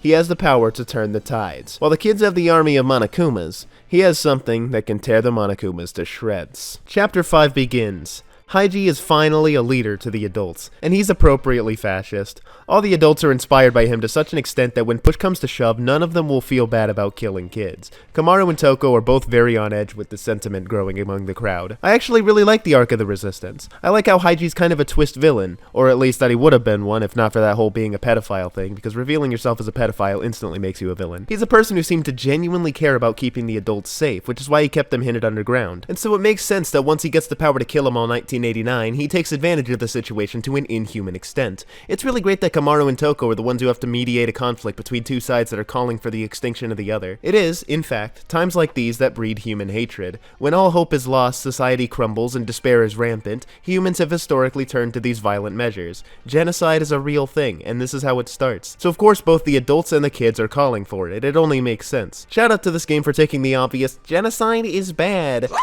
and making something good out of it. This is all great stuff. If we sweep Haiji's earlier misgiving under the rug, he's an alright character. Let's hope this rug covers it up well. We continue to climb the tower, and we continue seeing rooms of every kid thus far, except Monaca. In Masaru's room, we find a book that reveals the thing I said back at the start. You probably forgot. The game up to this point has been implying that the kids are committing genocide on their own volition, but no, they've been brainwashed. I mean, there are plenty of kids who love their parents unconditionally, and they're not going to be on board with killing all adults if they love their parents, now are they? So yeah, it makes sense that not all kids would be on board with the Children's Paradise plan, and yeah, it makes sense that they'd need to be brainwashed into thinking it. I think I would have preferred if the Warriors of Hope were just good enough leaders that they persuaded the kids into doing it. After all, our buddy Adolf didn't use brainwashing helmets or anything, did he? And I like the idea of it being an ideological conflict, with both sides truly believing that the extinction of the other side would bring about paradise. But I'm okay with the brainwashing cause, yeah, not many kids could be realistically convinced that ridding the world of adults is a good idea. It further justifies Kamaru's distaste for harming the kids. At the start of the game, she and Toko refuse to harm any of the kids solely on the principle that hurting kids is bad. Throughout the game, they've seen the depravity of the Warriors of Hope and are probably at the point of being persuaded by the Resistance. Maybe they're starting to think that some kids do deserve what's coming to them. In fact, I did make a whole deal when Kamaru said Jataro deserved it. The brainwashing fully cements in Kamaru's mind that, no, the Monokuma kids absolutely do not deserve death. They don't even want to be doing what they're doing. They're being controlled, so we should kill the controller instead. The brainwashing makes the kids unambiguously not at fault for killing the adults, and it makes them distinct from the Warriors of Hope, who were not brainwashed. So while the Warriors of Hope might deserve what's coming to them, the Monokuma kids don't. But at the same time, the Warriors of Hope might have been convinced by a specific bad influence. As they get to the top of the tower, Toko and Kamaru come across a door they can't open. Not without Haiji's keycard, they think. Haiji comes in and says, nah, it's not a keycard you need, but the retinas of the guy in charge. And I, Haiji Toa, am not the guy in charge who can open this door at Toa Hills. You see, you need my father's body. Because it's plot convenient to have this tower have the most needlessly complex security system possible. He's dead and on this floor. I just didn't want to admit that he was dead. Anyways, you kids have fun retrieving the body. I'm gonna comedically and plot conveniently disappear. So Kamaru has to cross a bridge with bomber Monokumas that you can just walk past, and she finds a corpse. And rather than dragging the corpse, which is bad enough, she pulls out a white bag and takes the corpse's eyes? That's so horrible. Personally, if I was presented with that situation, I would have either folded and accepted death or had Genocide Jack do it. But instead, Toko has the normal human reaction of being too disgusted to go through with it, so Kamaru does it. She uses the eyes and the door's unlocked, but before they can go through, there's an event that should have been foreshadowed more than the one line in Chapter 1 that I think they gave it.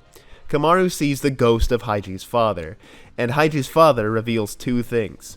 1. Monaca is Haiji's sister, which is scary, and 2. That he himself is a motherfucker.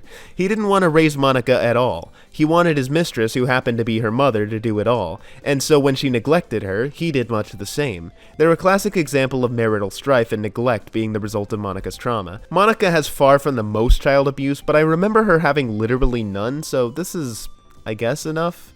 Especially since she's the game's equivalent of Junko and Ashima. She's not intended to be sympathetic. And I almost argue that it would be better if she didn't have any kind of trauma and was just the most naturally evil. We wander through the tower a bit more and see Kotoko hanging from the ceiling above some beast Monokumas who are trying to attack. We saw back when we were being escorted by Nagisa that when the Warriors of Hope stop being entirely loyal to Monaca, they become targets. Monaca does not tolerate dissent. When we free Kotoko from the Beast Monokumas after multiple failed attempts because the room sucks, she reveals that she's boiling with anger because of the conversation she overheard between Monaca and Nagisa. She too wanted to build the children's paradise, and the fact that Monaca doesn't care about it and just wants to become Junko too means that she's just been using everyone.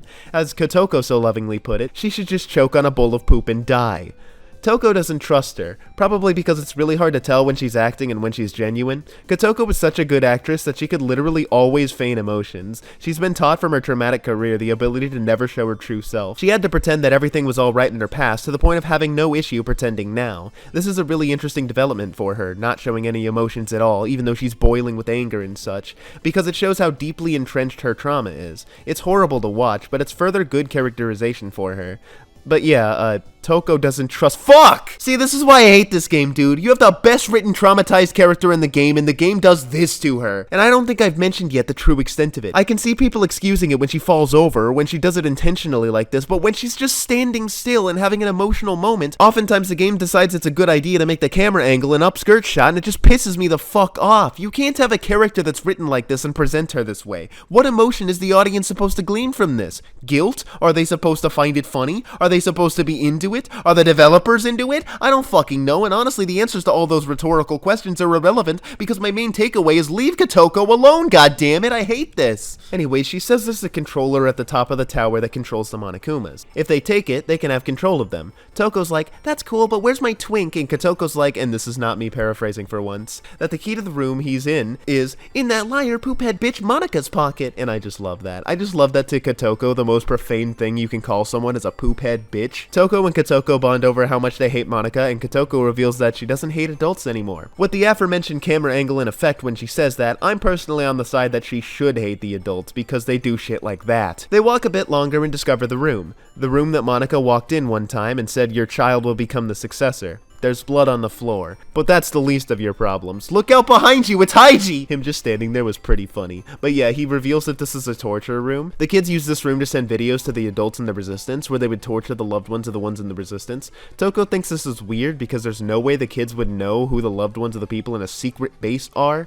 Anyway, since that's never explained, let's move on. We arrive at the throne room, the room that all the best cutscenes in the game were, like the one where Monaca kissed Nagisa, or the one where Kotoko made a really funny shit joke, or when Monaca kissed— We solve the world's hardest puzzle and reveal a secret passage to the final room. It's the Junko take on the Church of Mizuno, and on one wall we see a picture of Monaca and Junko smiling. Using some Miles Edgeworth level logical prowess, Kamaru determines that this must be Monaca's room, which is weird because you needed to climb a ladder to get here, and everyone knows it's absolutely impossible to climb a ladder without working legs. You totally and completely cannot do it, and you're a dumbass if you even consider it possible. You're also a dumbass if you think that's weird because her wheelchair would be left at the bottom, and one of the Warriors of Hope would have seen it empty and wondered how Monaca left it. Anyways, some more riveting Ultra Despair Girls gameplay ensues, and we make it to the final area of the game. This is it. It all leads up to this. Toko and Kamaru hype themselves up. They're a powerful team. Together, they can take on even the pinnacle of evil, Kurikuma in a chair. He says his typical semi-comedic nonsense, drops that Shirakuma's his brother, and then is like, pick a door, any door, but only the one on the bottom because you're looking for Monaca, and remember that Monika's disabled, so pick the bottom door because there's literally no way a disabled person could ever climb a ladder. So we climb the ladder and then open the door, and then Monaca jumps out and falls about 20 feet, which is considered to be a fatal height, although people have died from less than that. Since she's a child and has weak leg bones, considering she spent a majority of her time in a wheelchair, there's absolutely zero chance that she survived that. But instead, no, she lands perfectly safe and can still stand. That's how you can tell she's evil. Not even death itself wants to touch her. Turns out she was just pretending to be disabled the whole time. She did it because pitiful children are the most powerful, and because she's, as I've established, a masterful manipulator. She feigned a disability to take advantage of people's sympathy. She did it because her father and brother were neglectful and abusive, as revenge. It ended up getting her into the Warriors of Hope? Like, what? Did Hope Speak Academy just see her in a wheelchair and decide to put her in the troublemakers class? They're like, oh shit, you can't climb ladders anymore, you're nothing but a troublemaker. It also made her family nicer to her, because she made them believe that they were responsible for putting her in a wheelchair. Everyone believed that, even the Warriors of Hope. Oh look, there's the controller, let's break it. Monaca reveals herself as the chief executive of the robotics branch of the Toa family. Her controller gives her the opportunity to take control of the Monakumas and the Monokuma kids. She's been in charge of the brainwashing. The Monokuma heads that the kids have been wearing for the whole game were what caused them to be brainwashed. Monaca and Kurakuma make a robot, and it's a pretty standard boss fight. Shoot the glowing things with break, and then shoot Kurakuma with break also. Or use Toko, either work. It's an incredibly long boss fight. Literally every time the boss does an attack, Monaca says, "This one's for," and then describes one of the other 4 Warriors of Hope, and the joke is that she doesn't know any of their names because she's a prick. Or Kurakuma says one of his 2 lines, and despite the fact that that means there's 7 whole lines, the thing attacks so often that you'll hear each one of these lines about 5 or 6 times before the fight ends. I got this fun sequence where he said, "Yeah, you know the fucking drill," 3 times in a row. It's a pretty standard boss fight. It's a little funny that it's so long and bad and only uses break and nothing else. The adults cheer for the death of the robot. But that's not it. The game ain't done yet. Not until we go through an hour-long deliberation of whether or not to break the controller. You see, this climax is kinda dumb. The answer is to always not break the controller, but there's no reason that breaking the controller would be a bad idea until like the 4th one. If you break it at any point, you see a cutscene where there's a bunch of explosions and Kamaru is the hope of the city. That's the bad ending. So it just repeats indefinitely, with no punishment basically. You can do what my friend did and break the controller 7 times in a row. But yeah, each time you don't break the controller, more information is revealed. The first time, Kotoko comes out and says not to break the controller, because if the controller's broken, the brainwashing will end and she'll lose all her friends. That sucks. Anyways, time to break the controller. Kotoko's really great at the end because every time Monaca speaks, she's just like, "Shut the fuck up, Monaca." I love that. The second time around, Toko's like, "Well, this is a tough decision, but I trust you, Kamaru. Whatever you decide, I'll share in the blame." So I break the controller. The third time around, Haiji shows up and is like, "Fuck you, Monaca. I always hated you. You were our father's mistake. I never thought of you as family. And you, the audience, have to pick between hating Monaca, who is the most evil person ever, and Haiji, who is also the most evil person in human history." Haiji says to break the controller, so I break Haiji's good arm. You know what Haiji never does for this entire ending interaction? Kill Monaca. Monaca isn't able to put up a fight against Kotoko, Toko, Haiji, and Kamaru, but at no point do any of them do anything to harm her. They're face to face with the inventor of genocide, and they choose to talk with her. While this may come across as infuriating, I never really noticed it as a problem, but I guess some might be screaming at their screen to just kill Monaca, and it never happens. But this problem could have been fixed if they made it a point to make Haiji as abused by his father as Monaca, since, you know, they share the same father. That would make Haiji's shittier side make much more sense. That's why he's so fucked in the head as to be a pedophile. His father abused him into it. Hell, we almost get to see that his father doesn't give a shit about him, since in Toa Hills, Haiji Toa is unable to unlock any doors, instead needing to track down his father's eyes. That could be a sign of Haiji being neglected, and that shared neglect would make Haiji hesitant to kill his sister, who is only the way that she is because of the same parental abuse. But instead, nah, they wanted one side to be evil because parental abuse, and the other side to be evil because the kids were evil and they're fighting back. No possible other reason. We don't want Haiji to be a nuanced character. That would be tragic. The 4th time, we see a crowd outside that's chanting to destroy the controller. It's their hope. So she has to break the controller to stop the Monokumas and free the kids from brainwashing. So I break the controller. And then Haiji continues to be an asshole so that Monaca will finally do her trauma dump. But unlike the other kids, she doesn't really break down. She just reveals the extent of her depravity. She starts by saying that the whole Warriors of Hope jumping off the building thing was just a prank and she never was gonna jump. She then reveals that she created all the Monokumas for Junko, who had saved her at the time. Monaca said that the Monokumas were domestic aid robots, and since it was making the Toa group a lot of money, nobody interfered with their production. And hey, that's actually a nice little tiny insignificant detail that's pretty cool. The Toa Group, a massive corporation, mass-producing a robot and selling it to people that eventually turn evil and kills them all, sounds a wee bit similar to literally every real-life corporation. Only difference is instead of exploiting the workforce or destroying the environment, this corporation's evil action that they continue for the sake of profits is producing murder robots. I love anti-capitalist messaging, even if it's just for 2 sentences. But yeah, Junko took control of the Monokumas and used them to spread despair. Heiji's father wanted to stop it at that point, but if they stopped, Monaca was going to have Junko reveal the Toa group's involvement with the apocalypse, which would do incredible damage to their business. You don't want to just reveal that you doomed the world. That's bad for PR. Since Junko's dead and Monaca wants her legacy to live on, Monaca needed to make sure despair could carry on. So she intended not to make a children's paradise, but to start a war between the children and adults, because if a war broke out, despair would thrive. And in Monaca's greatest manipulation tactic yet, she says that if Kamaru breaks the controller, war would break out and despair would thrive. So obviously I break the controller. And then after that, Kotoko's like, wait, I finally remembered, don't break the controller. If you do, the kids with the Monokuma helmets will explode. You see, that's what should have been said at the start. Up until Kotoko says that, Kamaru has no reason to not break the controller. The only thing she knew would happen if she broke the controller was that the Monokumas would die or something, and that the Monokuma kids would lose their brainwashing. This is an absolute win up to that point, so there's no reason to not have broken the controller.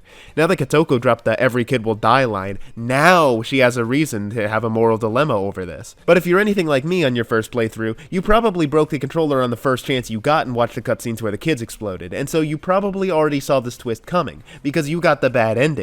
This would have been so much better if the moral dilemma was presented at the start, but no, they gotta draw it out. Editor's note. I finally figured it out, and it's really fucking stupid. The reason that you're not supposed to break the controller at the first part is because doing so would mean that she trusts Monaca. Because Monaca basically says the equivalent of you should break the controller. And as we see throughout the entire game, Kamaru has been nothing but trusting to every single person she's come across, whether it's been Shirakuma, Haiji, Kotoko, Nagisa, or whoever. She's been trusting literally every single person, so by her trusting Monaca for the first time, that would be her trusting the literal main antagonist of the game, and that would be a bad thing. So this is the end of the arc where she's been overly trusting to everybody by not trusting Monaca in the first attempt, which is really dumb. Anyways, now that I know the kids are gonna die if I break the controller, I break the controller. This next time, not much new information is shared, just that the adults without kids were separated and intentionally sorted into the resistance because they were less likely to have any remorse for the children. They were selected to stay alive because they were more likely to kill. I personally think that's bullshit because I've lived long enough on this earth to know that the people with no kids like kids more than people with kids. They choose not to have them because they don't deem themselves good enough parents, and only choose not to have them because they can't give them good enough lives. And it's here that the hope and despair message finally kicks in. Monaca talks about how hope isn't always a good thing, and that some people's hope can drive people to hurt others. The hope of the adults is to eliminate the kids, so that's pretty obvious. Meanwhile, the kids' hope was to create a children's paradise, which involved ridding the world of adults. So yeah,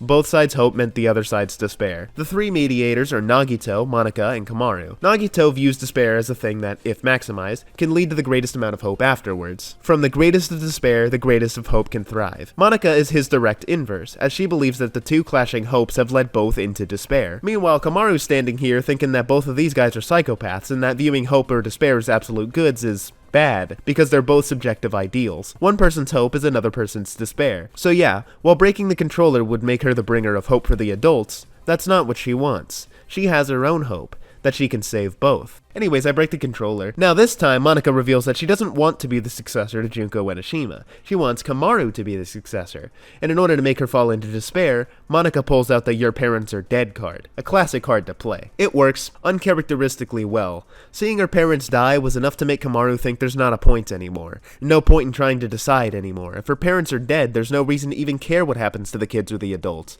With Makoto completely removed from her memory since the plot demanded it, Kamaru needs someone to pull her out of her depression cycle. It's gonna be me. I'm finally gonna do it. I've broken the controller so much, this time I'm not gonna break the controller. Oh goddamn! And that's where Toko comes in.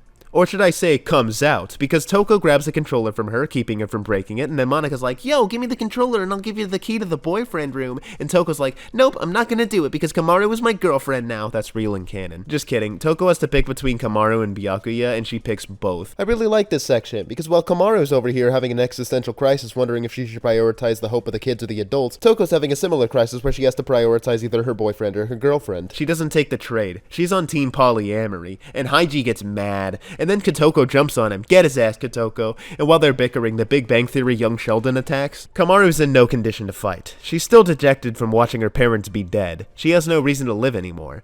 But that's once again where Toko comes in, with such biting commentary as, being able to help each other is one of the best things about helping each other. These two completely platonic friends can take on anything. They can save the adults and the children. They will defeat young Sheldon. This boss fight is literally the best fight in the game. The color of Monokuma's eye correlates to which bullet you have to use and to which attack Monokuma will use. When you get yellow, it's an unavoidable attack, but when you get blue, you gotta run, and when you get light blue, you gotta use knockbacks, and when it's red, it's the only usage of burn in the entire game. It's pretty fun stuff. It's just a missed opportunity that there's no rainbow eye, so you can't take control of young Sheldon. I want to control gay young Sheldon. With the Bazinga Bear defeated, Monaca is trapped under rubble. Kotoko tells her to kill herself, and then she's never seen again in the entire series.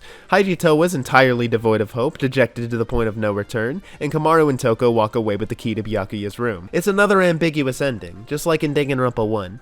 It's an ending without despair or hope. The kids are still brainwashed, although Kamaru has a controller and can probably order them to rebuild. That's not addressed anywhere, it's just a guess. The adults just watched Young Sheldon, their favorite show, get cancelled, so they're probably boiling over with bloodlust. Monica's still alive, you know, the one who deserves to live the least because she was not empathetic and by far the most evil of all the kids. Yeah, she's just left alive. They don't even pull a Charlie in the Chocolate Factory like they were leading up to at the start. All those times at the start where the kids doubt that Masaru or Jataro are dead, and Monaco throws a hissy fit because she says they're dead, yeah, no, those scenes don't lead to anything. They're both never seen again, and Nagisa too. He probably did just straight up get crushed by the robot since he's never seen again either. Those three sympathetic antagonists, dead. But Monaca lives, because if they didn't keep her alive, how could they possibly come back to Ultra Despair Girls in the anime? God, what a horrible writing decision. The existence of the anime. This ending reeks of sequel bait, even more so than the first game did. Whereas the first game's ending was an ambiguous ending that encouraged people to have hope, allowing it to be a standalone ending, but also leaving the door open for sequels, this one's just pathetic. Nothing is resolved at all. It's just sequel bait, and the sequel is the anime. And the anime sucks, and doesn't even serve as a sequel to this game. Why did they make a one-off spin-off end so underwhelmingly? I mean, in a way, I get it. It's trying to be like the first game and give the impression that Toko and Kamaru might be able to work together to fix the future, but like, I don't know. With Monaca still alive, that doesn't seem particularly doable. And that's not even the worst part about Monaca living. Monaca surviving at the end runs counter to one of the primary things that the game was trying to achieve. Masaru, Jataro, and Nagisa were all killed because, regardless of how sympathetic they were so deeply evil that they honestly deserved their deaths. Kotoko's a little bit of the odd one out, because she had the clearest signs of being able to be fixed, and as we see after Chapter 3, she even changes her mind on the demon hunt and doesn't think they're evil anymore. Jataro is so deeply traumatized that he takes comfort in evil, so he will continue it no matter what. We saw with Nagisa that even after his betrayal by Monaca, he still wanted to go through with the demon hunt, as has been his primary motivation since the start of the game. And Monaca, the incarnation of the devil from the New King James Bible, is the most evil out of all of them. She should have fallen in the same line as the rest of them and died. That would have been a satisfying ending, because it's not like her death would have freed the kids from their brainwashing or killed the remaining Monokumas. It would still be an ambiguous ending like they're going for, but they didn't go through with it because they're cowards. And if you still wanted to go the sequel bait route, you still have a different antagonist to worry about, and his name is Haiji fucking Toa. After talking to Quasar about Jataro, he brought up Monaca and how there were seeds planted to make her the jack of all trades when it came to the abuse. For the majority of the game, we're led to believe that her legs were broken by her family, which is physical abuse just like Masaru's, but it was all a ruse by Monaca. It's said multiple times that Monaca's entire family viewed her as a mistake and basically didn't want her around, very similar to how Jataro was treated by his family, but she never really complains about being neglected. Haiji revealing his pedophilia has a slight implication that he might have done something to Monaca, similar to what Kotoko's producers did, but she and Haiji never bring up that anything of that nature ever happened. Her high-ranking position in the Toa Corporation meant she had high pressure to succeed for the good of her company, similar to what Nagisa went through, but she ended up using her power to her advantage and otherwise did not seem to be pressured whatsoever. They had the seeds planted to make her the wielder of every type of trauma with the addition of marital strife, but they never execute on any of the rest of them because they're all either barely implied or straight up not things that happened. So instead of being the most sympathetic of all the kids, she's not sympathetic whatsoever. She's just a one-note bad person who deserves death unambiguously, and she doesn't die. If the game was well written, they would have capitalized on all these trauma points and made her the most sympathetic sympathetic and the most evil at the same time, so the audience can have the realization that being sympathetic does not justify evil actions. And then by killing her off, there's a solid resolution to that. But instead, they did neither of those, and the ending is borderline worthless. Thank you for coming to my anti-Monaca TED Talk. I just want to say for a reminder that being a bad person does not make you a bad character. Being written like Monaca Toa is what makes you a bad character. But anyways, it's time to save Byakuya. They've got the key. It's time to set him free. And with that, Chapter 5 is complete. The epilogue begins, and we see Byakuya safe and on a call with Makoto. They got Byakuya out, yay! But Komaru and Toko are not with him because they're too busy doing lesbian things in Lesbian City. Nagito Kamida for the Nintendo DS gives Monaca a piggyback ride so that he can foreshadow Super Danganronpa 2 Goodbye Despair, and then it's revealed that the AI used for Shirakuma and Kurakuma was actually just Junko, which is kinda cool, I guess. Having Junko technically be playing both sides, psyching both the kids and the adults into killing each other in separate ways, that's a very Junko thing to do. But really what this did is solidify how good the game's voice acting was. Like, I've tried to make it a point how emotional the performances of the Warriors of Hope were during their pre-boss fight trauma dumps, Masaru and Kotoko specifically being incredibly delivered, but also one of the primary reasons that Toko and Genocide Jack's jokes landed so consistently throughout the game were because of the line deliveries from both of their actors, which I found out only by researching were in fact two different people. And I want to say how funny it is that throughout the English series, the two VAs that play Toko's two personalities also both play Junko, and therefore also play Kurakuma and Shirakuma. Toko's voice actress plays Shirakuma, and Genocide Jack's voice actress plays Kurakuma. Neither are credited for playing regular Junko in this game, but I'm like 99% sure it's Toko's voice actress. And not to mention how good Komaru's voice acting was throughout the game. I mean, boosh is an iconic line for a reason. And the game ends with a scene where Komaru and Toko talk about sleeping with each other. That's great stuff. What an ending. So that's Danganronpa Ultra Despair Girls. A terrible game at the end of the day, but filled with so much good stuff that I can't help but love it. The narrative themes that this game attempts are all really important and done quite well. The Warriors of Hope are all amazing antagonists, many sympathetic, but also so evil that you begin to wonder if they deserve to be punished or not. The nature versus nurture argument is great, because it's quite clear that 4 out of the 5 kids are clearly not evil in nature, and only became bad as they did due to their bad upbringing and the fact that they were manipulated by Monaca, who by all accounts is naturally evil due to the fact that she was arguably more abusive to her parents than her parents were to her.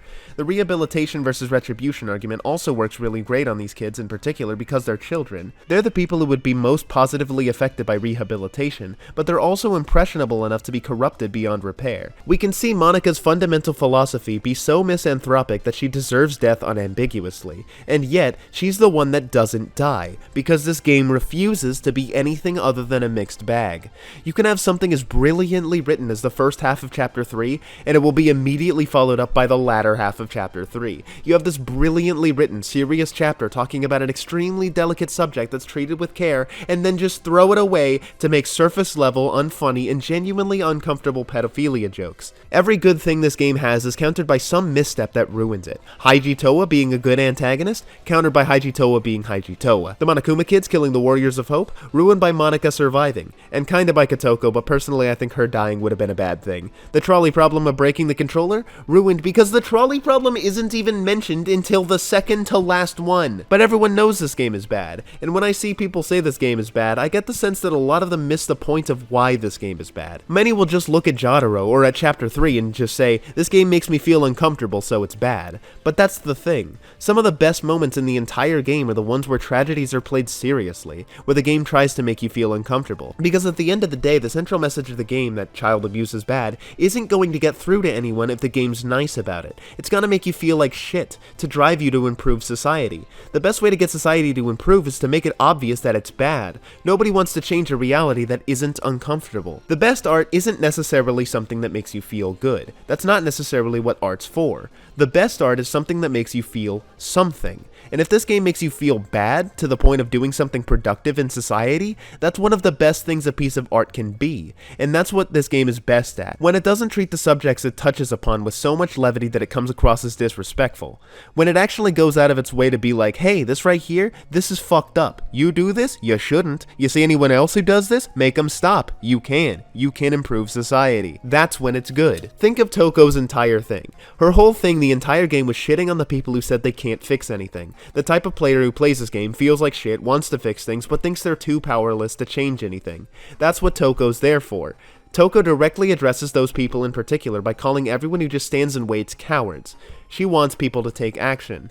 And while yeah, it's kind of foolish for her to think this in-universe, her optimism towards the strength of the human spirit is a subtle hint at everyone playing the game to do something about the issues this game brings up. But it's important to point out that when Toko is calling people cowards, she never once calls out anyone individually, except Kamaru, who deserves it as the one and only person in Towa City with a gun. The only resistance member she calls out individually is Haiji, who is the leader responsible for the resistance not taking any action. She talks to the resistance as a whole, because yes, individuals may not be able to solve all the issues in the world, but groups can, and this applies in real life too. Yeah, there's not much people can do individually about child abuse except not abusing children, which is not that hard and most players probably weren't doing anyways. But people as a collective can make changes like having a more robust child protective services and, good lord, if democracy is real, policymakers can alleviate the problems legislatively. Think of the climax of the game. Toko doesn't expect Kamaru to beat young Sheldon alone, because she's right there by her side. They can only take it on if they take it on together. Toko's whole deal in this game is to defeat doomerism. There is no hopeless situation because if people band together, they can solve any issue, and that's really beautiful. And speaking of the merits of Toko, have I mentioned how much I love her and Kamaru's dynamic? Toko was one of my least favorite characters in Danganronpa 1 because I found her to be excessively unfunny all of the time, and mostly I was just annoyed by her inclusion. But here, her whole one-sided love joke hits different because the joke isn't her being rejected, it's instead all in her head, and Kamaru just kinda has to sit through it. And Kamaru's ability to sit through it, unbothered, only slightly discomforted, is amazing. Kamaru is such a kind-hearted character to a ridiculous extent at times, but she's not a Mary Sue. I already analyzed the game's whole serves him right thing with Jataro, but even at the end when she gives up hope because of her parents, it's clear that her optimism and kindness has limits. She's a flawed character, often being too trusting and valuing others over herself. And that latter one is one of the best parts of her character to me.